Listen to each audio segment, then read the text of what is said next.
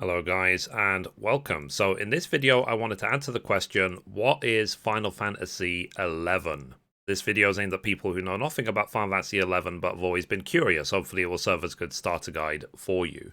So Final Fantasy 11 was the first MMORPG released by Square Enix, and it was released in May 2002, and it was designed and produced by Hiromichi Tanaka.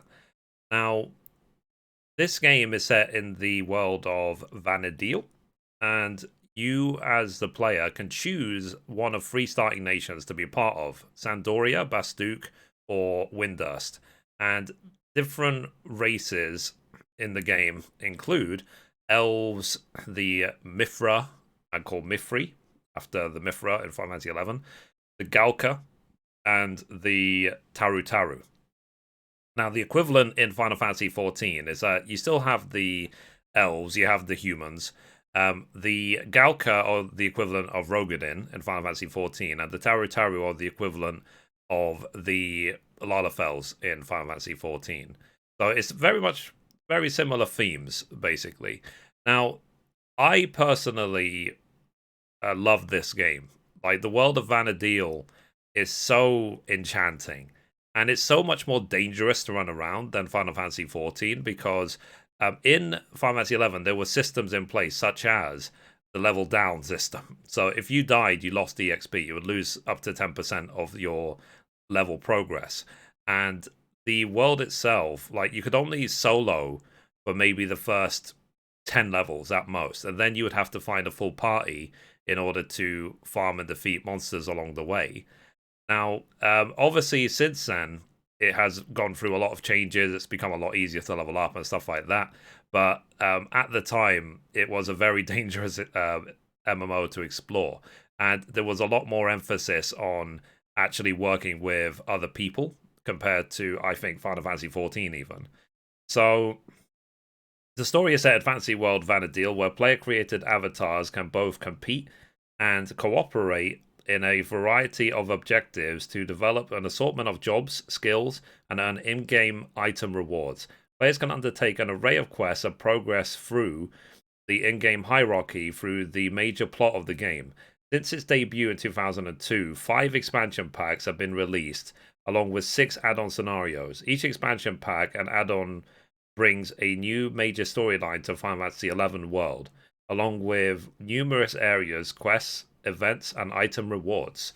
In 2015, Square Enix released the final main scenario for Final Fantasy XI titled Rhapsodies of Vana'diel, and Final Fantasy XI became the final active server on the PlayStation 2 online service.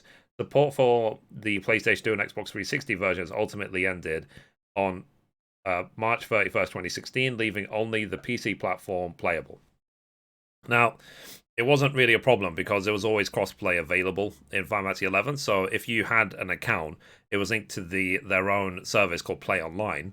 Then it didn't matter which console you logged in; you would have the same character, same progression, same everything. So switching to PC wasn't a big deal. A mobile client for the game is under development by Square Enix in collaboration with Korean developer Nexon. A spin-off mobile game, Final Fantasy Grand Masters, was released on September 30th, 2015. So guys, what I'm going to do as part of the What Is series, I'm going to link as many useful resources in the description down below, including to the official website, to the Wikipedia page, to this trailer. This trailer is the opening movie of the game. Now, this game is 100% you have to pay to play. So you have to buy the game, though you can buy the game with every expansion really, really cheap these days. But there is a monthly subscription fee. Now, initially, this game did very well. It did very, very well for Square Enix. That's why they had no real drama to keep going. That's why after 11, they did 12, then they did the 13 saga, then they released 14, because 11 was successful. And that's why they thought to make another MMO.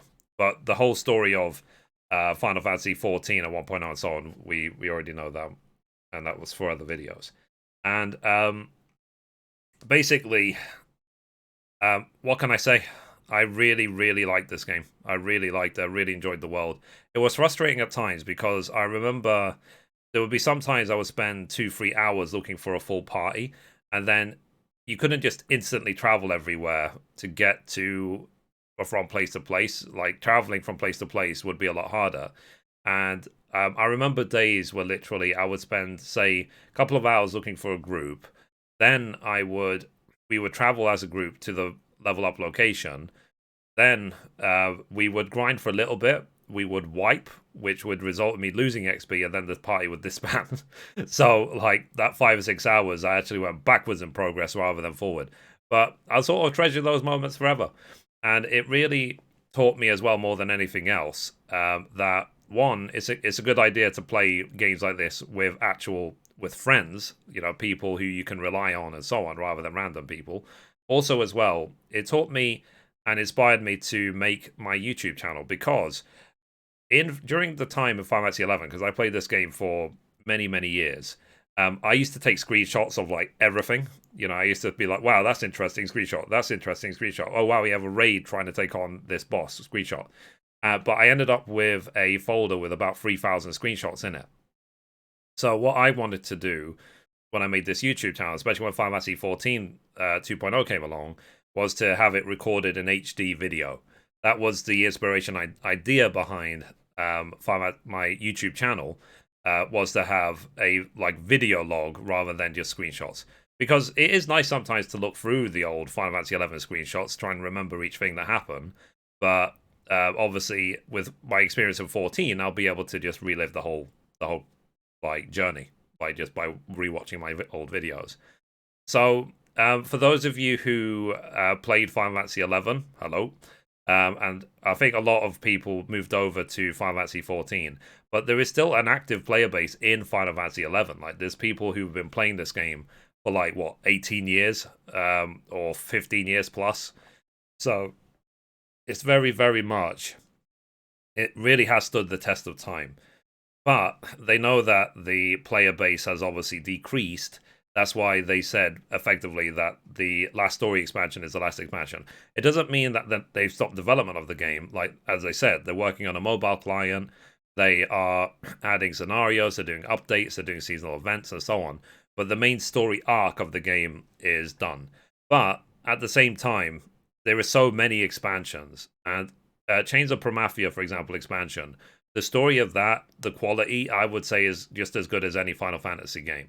I would say Chains of Promathia is one of the best expansions ever. Like, the only one that trumped it was Shadowbringers, literally. For me, personally. That's just my opinion. So, yeah. So, I can highly recommend Final Fantasy 11, but MMOs are a big decision. You shouldn't jump into them slowly or lightly, because simply they are designed to occupy a lot of your time. Like, I would say to play an MMO instead of single-player games, as a replacement for them. I think the idea for me was that I would pay, say, whatever the subscription fee was, instead of buying single-player games, which cost several times that amount and only last for a couple dozen hours each. So that was the trade-off for myself. Now, it has all the similar Final Fantasy themes. It's got crystals, it has the summons, and all the magic, and so on. What other thing that they added to the dynamic of this game, which is actually missing from 14, is the ability to do skill chains.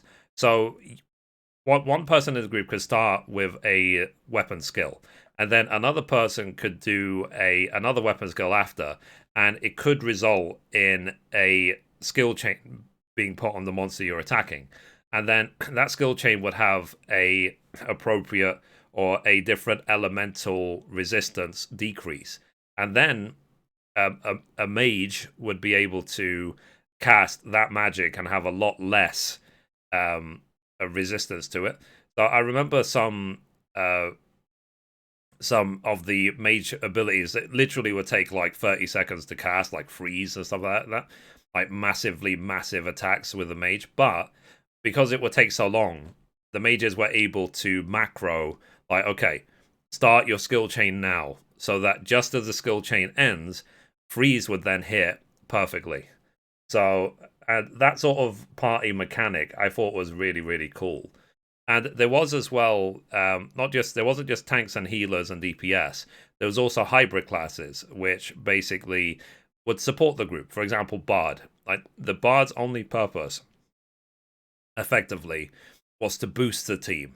So the Bard would move between the melee attackers and the tanks to like boost up their attack power and their accuracy and stuff like that. And then they would run to the healers and they would give them mana regen and things like that. So they did have hybrids. It wasn't required, but it was obviously definitely a great bonus. So I remember for a while I played as a Bard because it would get me nearly instant party invites. And then only white mages were able to teleport. So some people made some really good money being able to unlock all the teleports to all the areas in the game and then charging money to say, okay, I'll give me this much money, I'll teleport you to this place or your group to this place if they didn't have someone who could teleport in the group and things like that. Now, there was also a very in-depth crafting system in Final Fantasy XI as well, except it was a lot more complicated than Final Fantasy XIV by far, even way more complicated than like 1.0 or 2.0 crafting, because what it would matter in Final Fantasy XI, the direction you did your craft, what element you used, and what day of the week it was, because you had different elemental days of the week. You had Wind's Day, Fire Day, and so on. And depending on the crystal of the craft would affect the results of the craft if you wanted to do it successfully or get high quality and stuff like that. So it was a lot more basically complex. But if you worked it out, then it was very, very rewarding. So and that's basically how my crafting journey started, was actually in Final Fantasy XI, not in Final Fantasy XIV. And it was my motivation from learning a lot in Final Fantasy XI that motivated me to be able to do all the crafting in Final Fantasy XIV, because I knew full well that being able to craft independently in Final Fantasy XIV would help you a lot in an MMO setting. Simple as that. Anyway, guys, I could talk about this game all day. There is obviously MMOs are a lot bigger than single player games. Please check out the resources in the description below. It's a great game. It's very old, obviously, very, very old, but it's a game that's forever going to live in my heart. It really will. And I absolutely loved it at the time. So hopefully this video will serve as a mark in history for myself of a time I used to play Final Fantasy XI. So anyway, guys, that's it for this video. If you liked it, be sure to give it a thumbs up. You can watch a random video over there. You can watch the latest upload down there. Or you can click down here to subscribe. Thank you, guys. Bye-bye.